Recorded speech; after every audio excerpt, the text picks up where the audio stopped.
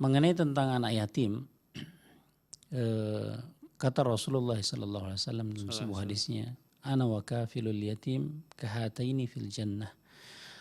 Maka kata Rasulullah SAW dalam sebuah hadisnya dikatakan bahwasanya aku dan orang-orang yang membiayai atau peduli kepada anak-anak yatim, maka kata Rasulullah kahataini fil jannah. Maka kata Rasulullah menunjukkan tangannya antara jari telunjuk dengan jari tengah. Menunjukkan di sini orang yang peduli kepada anak yatim, maka posisinya dengan Rasulullah itu mirip. Dikatakan adalah sejajar karena antara jari telunjuk dengan jari tengah ini tidak beda jauh saja, beda tipis saja. Berarti menunjukkan orang-orang yang senantiasa peduli kepada anak yatim, maka dia mendapatkan posisi yang begitu istimewa di surga bersama dengan Rasulullah SAW. Jadi ada anjuran kita senantiasa peduli kepada anak yatim. Apakah di sini ada keterangan yatimnya adalah yatim yang miskin enggak?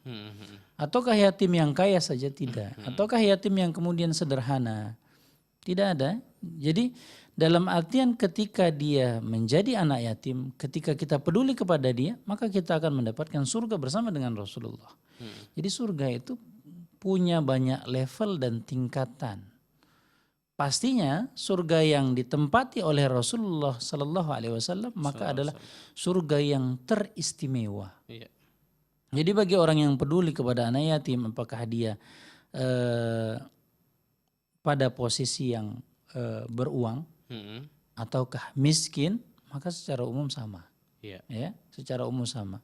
Nah, karena di sini jangan kemudian kita melihat kepedulian kepada anak yatim dari sudut pandang materi.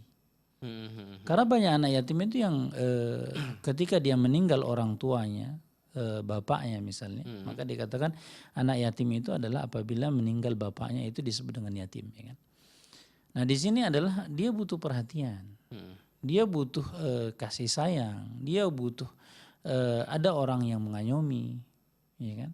Jadi bukan saja yang diperhatikan itu dari sudut pandang materi. Karena ada juga yang kemudian anak yatim yang kemudian materinya putus banyak memang.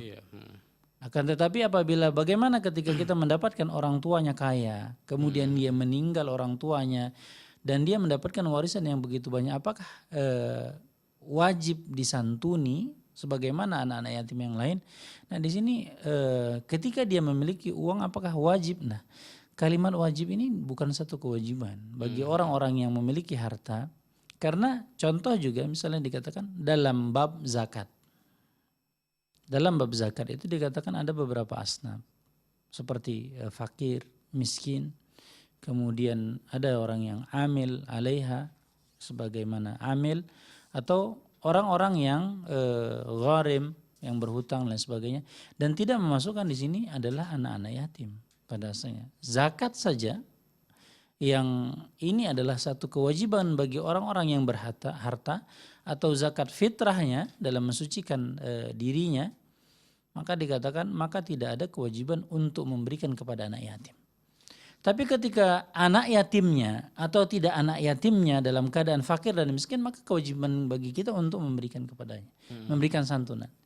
Jadi tidak ada batasan dalam koridor ketika yatim maka dia wajib untuk disantuni.